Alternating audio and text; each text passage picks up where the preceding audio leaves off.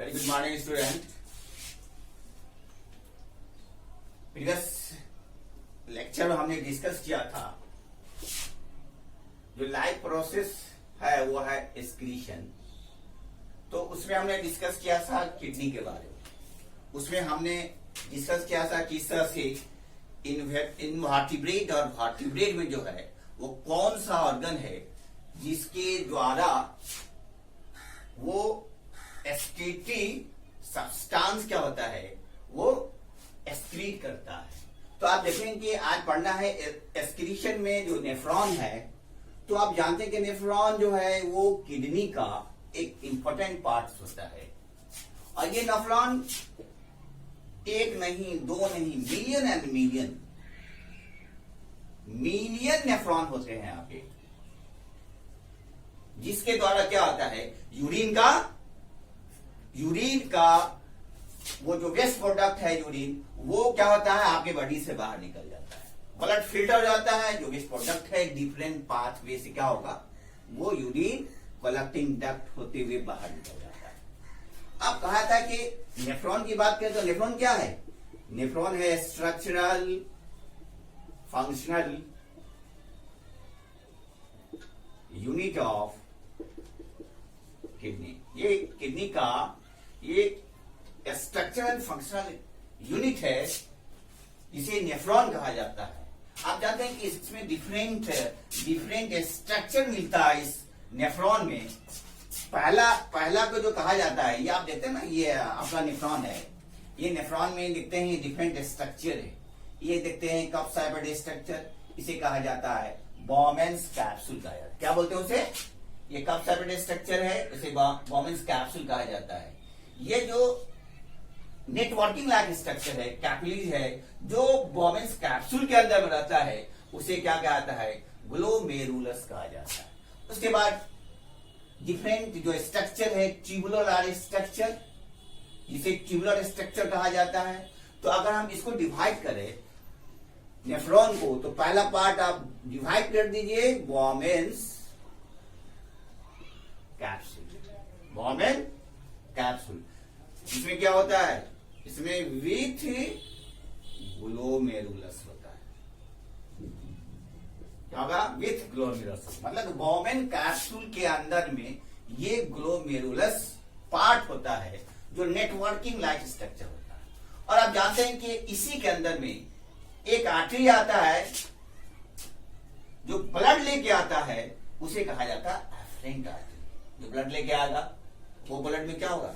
Pure blood होगा नहीं, mix होगा, उसमें वेस्टेड मटेरियल होगा, उसमें सोडियम होगा, उसमें पोटेशियम होगा, उसमें वाटर होगा। तो ये लेके आता है, ऐसे आर्टरी को एफरेंट आर्टरी कहा जाता है। तब जाके इसमें क्या होता है ये फिल्टर होता है और जो फिर वहां से फिल्टर होने के बाद जो निकलता है तो ऐसे आर्टरी को क्या कहा जाता है? ऐसे आर्टरी को इफरेंट आर्टरी या इफरेंट आर्ट्रियोल कहा जाता है। आप देखेंगे बॉमेन कैप्सूल विथ ग्लोमेरुलस जो है वो कैसा है? वो है कप सैपेड स्ट्रक्चर है और इसमें क्या होता है? ग्लोमेरुलस होता है। उसके बाद दूसरा जो मेन पार्ट है वो है आपका ट्यूबुलर स्ट्रक्चर। ट्यूबुलर स्ट्रक्चर है जो बॉमेन कैप्सूल का एक इंपॉर्टेंट स्ट्रक्चर है, इंपॉर्टेंट पार्ट होता है, जिसके जरिए जो ब्लड यहां फिल्टर होता है और इस फिल्टर के बाद जो सब्सटेंस निकलता है ट्यूबुलर में वहां जाके रीअब्सॉर्ब हो जाता है।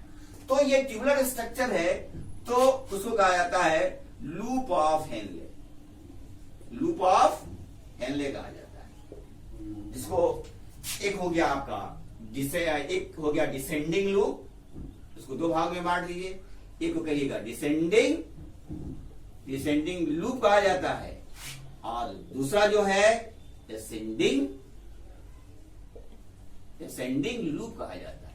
तो डिसेंडिंग लूप और असेंडिंग लूप जो है ये लूप ऑफ हेनले का फॉर्मेशन करता है। आप देखते हैं ना, आप यहां देख लीजिए कि अगर कहा जाए कि यूरिन का फॉर्मेशन कैसे होता है तो देखिए आप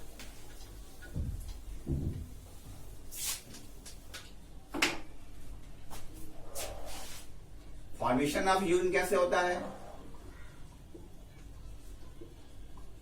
आप जानते हैं कि यहां जब ब्लड फिल्टर हो जाएगा तो फिल्टर होने के बाद ब्लड तो क्या है डिफरेंट आर्टरी से निकल जाएगा, लेकिन जो वेस्ट प्रोडक्ट है वो वेस्ट प्रोडक्ट डिफरेंट पाथवे से निकलेगा। तो इसमें 3 तरह का प्रोसेस है। फॉर्मेशन ऑफ यूरिन में 3 प्रोसेस से गुजरना पड़ता है। एक को क्या कहा जाता है? एक को कहा जाता है फिल्ट्रेशन। क्या कहेंगे, क्या बोलेंगे उसको? एक को कहा जाता है फिल्ट्रेशन। क्या बोलेंगे उसको? एक को कहा जाता है फिल्ट्रेशन कहा जाता है। दूसरा क्या है? दूसरा है आपका रीअब्जॉर्प्शन।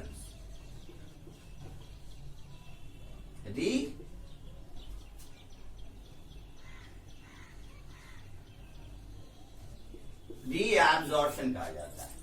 और तीसरा जो है उसे कहा जाता है सिक्रीशन।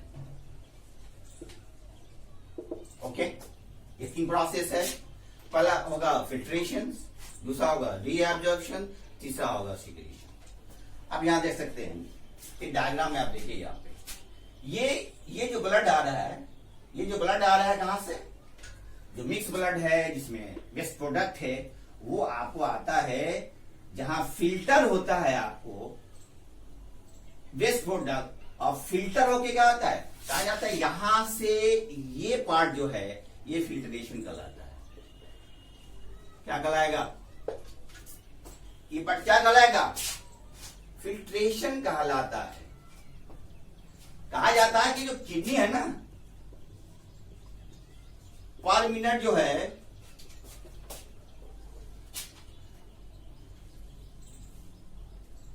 पर मिनट जो है किडनी ये कितना फिल्टर करता है, कितना ये पर मिनट में कितना ब्लड जो फिल्टर करता है वो करता है आपको 1100 से लेकर के 1200 ml। मतलब 1200 ml क्या करेगा? अब blood is filtered by the kidney. Kidney के जरिए 1100 से लेकर 1200 ml जो है वो क्या होगा? ml ये आपको फिल्टर होता है, किडनी से फिल्टर हो जाता है। तो कितना हुआ? पर मिनट की बात करते हैं। अब अंदाज कर सकते हैं कि 1100 लेकर के 1200 ml जो है पर मिनट वो किडनी जो हमारा जो है वो ब्लड को क्या करेगा? फिल्टर करता है। अगर कहा जाए टोटल अमाउंट की बात कर 180 लीटर करता है। 180 लीटर। ये सोचने की बात है, समझने की बात है कि 180 लीटर में 90% क्या होता है? ये एब्जॉर्ब कर लिया जाता है। एब्जॉर्ब करिए या रीअब्जॉर्ब कर लिया जाता है। ये एब्जॉर्ब कर लिया जाता है। तो बचता है कितना? ओनली 1%। नहीं, ओनली 1%। जो ओनली 1% बचता है यूरिन के फॉर्म में क्या होता है? वो यूरिन बनता है। यूरिन के फॉर्म में बाहर क्या होता है? वो एक्सक्रीट करता है। तो कितना रिलीज होता है ये आपको मालूम है ना। पर डे की बात करें तो इसका जो रेशियो है यूरिन का जो आप एक्सक्रीट करते हैं, तो कहा जाए कि जो एक्सक्रीट करते हैं वो आपका होता है 1.5 लीटर। कहीं होगा 1.8 लीटर, नहीं कहीं को 1.5 लीटर भी इंडिकेट करता है, कहीं को 1.8 लीटर भी इंडिकेट करता है। पर डे जो है यूरिन जो है वो आपके बॉडी से एक्सक्रीट करता है। तो कहने मतलब कि 99% जो है, मतलब 180 लीटर जो ब्लड है आपका जो फिल्टर हुआ, तो उसमें 99% आपका फिल्टर होके क्या होता है? फिल्टर होके बॉडी में जाता है, जिसमें आयरन होता है, जिसमें सोडियम होता है, जिसमें पोटेशियम होता है, तो वो जाकर के रीअब्सॉर्ब हो जाता है और आपके बॉडी में जाता है। तो आप रेस्ट जो 1% है वो 1% जो है जो वेस्ट के फॉर्म में, जो यूरिन के फॉर्म में क्या होता है? डिफरेंट पाथवे से ये यूरिन क्या होता है? एक्सक्रीट करता है। तो आप देखेंगे यहां पे कि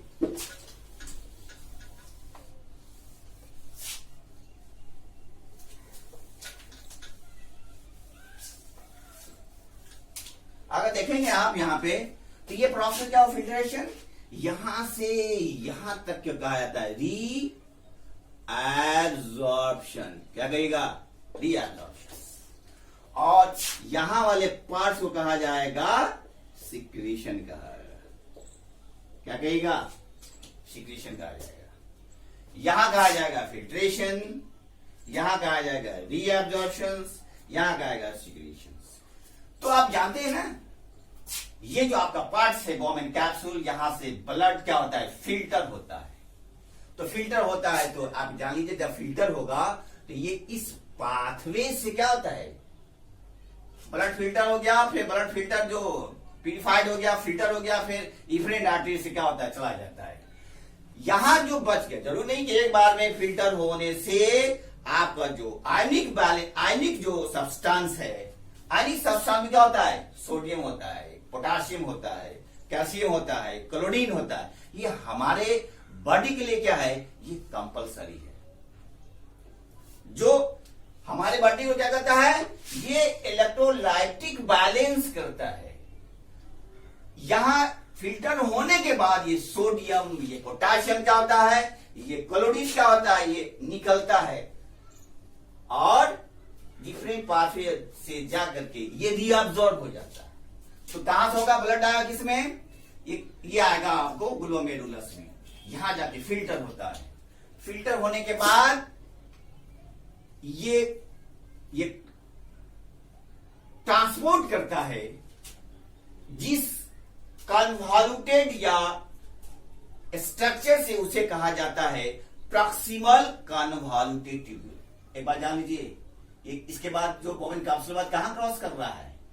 ये बॉमन कैप्सूल के बाद ये जो कन्वॉल्यूटेड है, जो गुडमुड स्ट्रक्चर है, उसे क्या कहा जाता है? इसे कहा जाता है प्रॉक्सिमल कन्वॉल्यूटेड ट्यूब्यूल। एक बात कहा जाता है कि ये पूरे ट्यूब्यूल का जो है ना, पूरे ट्यूब्यूल का जो फंक्शन होता है वो आपको रीअब्जॉर्प्शन का होता है। सिर्फ ये रीअब्जॉर्प्शन का ही नहीं, ये हमारे बॉडी में जो आयनिक कंसेंट्रेशन होता है वो बैलेंस रखता है। बॉडी को क्या करेगा? वो बैलेंस रखने के लिए क्या होता है? वो आयनिक कंसेंट्रेशन को मेंटेन करता है।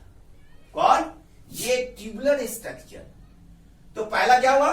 पहला जब ब्लड फिल्टर हुआ तो ये ट्रांसपोर्ट करेगा किसमें? ये कन्वॉल्यूटेड स्ट्रक्चर में।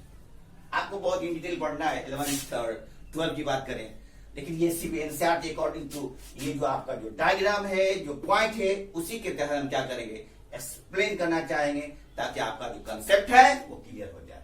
तो फिल्टर क्या हो रहा है?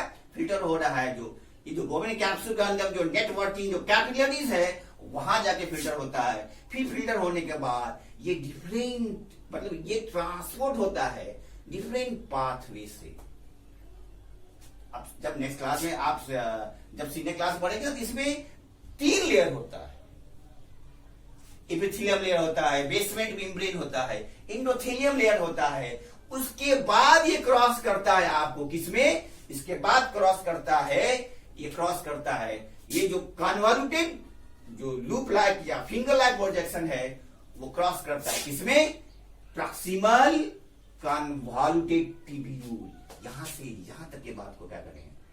तो कहा जाता है कि जब यहां से फिल्टर हुआ ना, लगभग 65% जो है ना वो यहां पे क्या होता है? फिल्ट्रेशन होता है। यहाँ 65% यहीं पे हो जाता है। आपने कहा कि 99% में फिल्टर होता है, रेस्ट जो आपका 1% है यूरिन के फॉर्म में बाहर क्या होता है? एक्सक्रीट होता है। तो यहां क्या हुआ? तो ये जो स्ट्रक्चर है ये मेन स्ट्रक्चर होता है ट्यूबुलर स्ट्रक्चर का। इसे कहा जाता है जिसको कहा जाता है प्रॉक्सिमल कन्वॉल्यूटेड ट्यूब्यूल। और उसके बाद ये जैसे ट्रांसपोर्ट हुआ तो उसमें लूप ऑफ हेनले होता है, एक पिन लाइक स्ट्रक्चर होता है जो 2 डायरेक्शन में क्या होता है? एडजस्ट होता है। 2 डायरेक्शन में ये लगा हुआ होता है। एक डायरेक्शन को कहते हैं, एक टोटल को लूप ऑफ हेनले कहा जाता है, एक को कहा जाता है आपको डिसेंडिंग लूप, और इसके बाद चढ़ने के बाद ये क्या होगा? ये असेंडिंग लूप होगा। तो मतलब कहने का मतलब है यहां जब रीअब्सॉर्ब हुआ ना, यहां पे जब रीअब्सॉर्ब हुआ तो यहां पे सोडियम, यहाँ पोटाशियम, यहाँ पे क्लोरीन जो का जो है 60% जो है यहाँ क्या होता है? रीअब्सॉर्ब हो जाता है। बाकी जो रेस्ट है, जो रेस्ट अमाउंट प्लस 25% से ज्यादा, वो आपको ये जो असेंडिंग डायरेक्शन के बाद जो इन करता है, जो कन्वॉल्यूटेड या जो फिंगर लाइक प्रोजेक्शन है, उसे कहा जाता है डिस्टल कन्वॉल्यूटेड ट्यूब्यूल। क्या बोलते हैं उसको? Distal कन्वॉल्यूटेड tubule. तो आप कैसे याद रखिएगा, आपका कंसेप्ट कैसे क्लियर? वो किसको हम कहेंगे डिस्टल, किसको कहेंगे प्रॉक्सिमल? जो इसके पास हो, वॉमिन कैप्सूल के पास हो, उसे प्रॉक्सिमल कहेगा।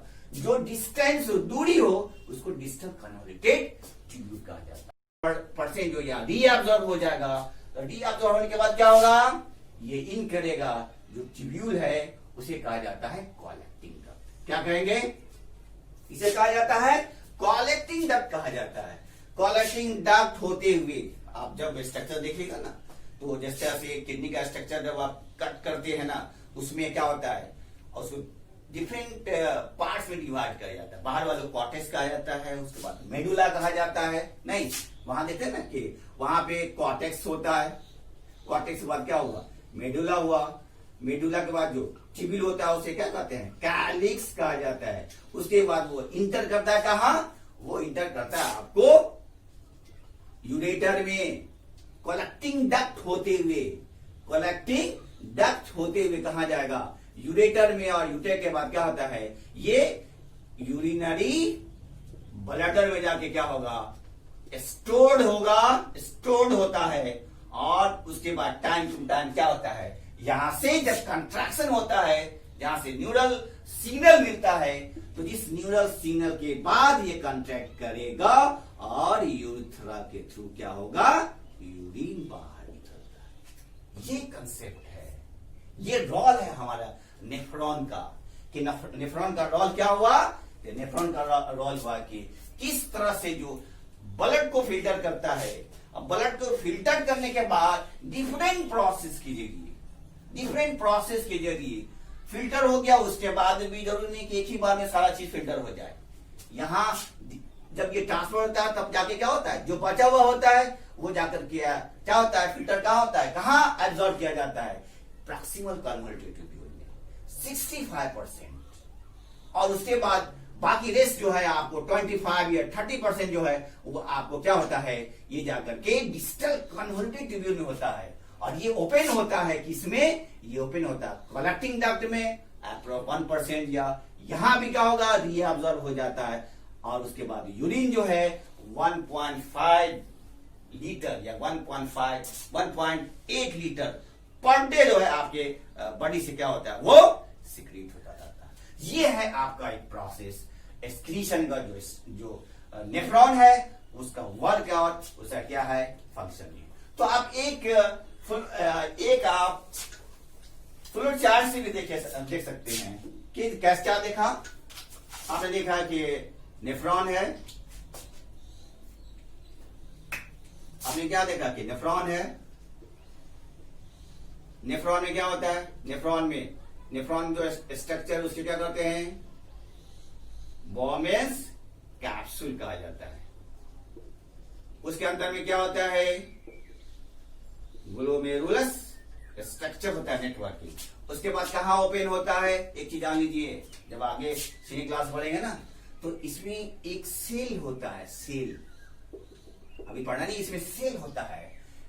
मतलब एक सेल होता है, या जिसको कहा जाता है पोडोसाइट कहते हैं। क्या बोलते हैं?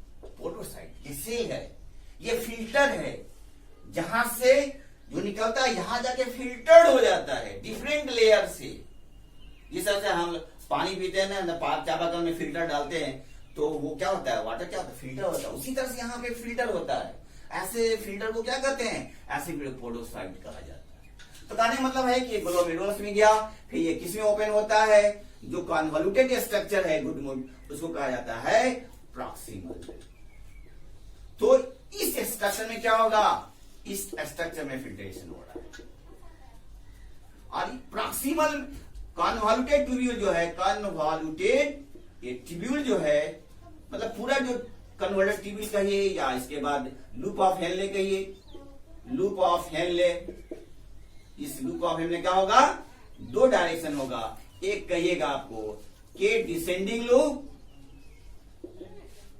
उसके बाद क्या किसको कहेगा, एसेंडिंग लूप, और एसेंडिंग लूप के बाद कहां इंटर करता है, ये सारा प्रोसेस यहां क्या होता है, यहां रीअब्जॉर्प्शन होगा। 65% क्या है, यहां रीअब्जॉर्प्शन हो जाता है। सो एसेंडिंग लूप के बाद कहां जाएगा, डिसेंडिंग लूप, एसेंडिंग लूप के बाद कहां जाएगा, ये ओपन होता है किसमें, ये ओपन होता है कलेक्टिंग डक्ट में। कलेक्टिंग डक्ट में लगभग 1% जो है यहां रीअब्जॉर्ब होता है, और ये यूरेटर के थ्रू कहां निकलेगा, गॉल ब्लैडर, यूरिनरी ब्लैडर में स्टोर्ड होगा, और उसके बाद क्या होगा, ये टाइम टू टाइम जो है यूथ्रा के जरिए क्या होगा, बाहर निकलेगा यूरिन। ये कंप्लीट प्रोसेस है फॉर्मेशन किसका, यूरिन का। तो आप ध्यान रखेंगे कि एक डायग्राम के बेस पे आप जब आप स्टडी करेंगे, डायग्राम पे बेस पे आप जब इसका लर्न करेंगे, तो ये कंसेप्ट क्या होगा, आपका क्लियर होगा। नेक्स्ट डे जब हम डिस्कस करेंगे, वो जो चैप्टर होगा, वो चैप्टर आपका होगा कंट्रोल एंड कोऑर्डिनेशन।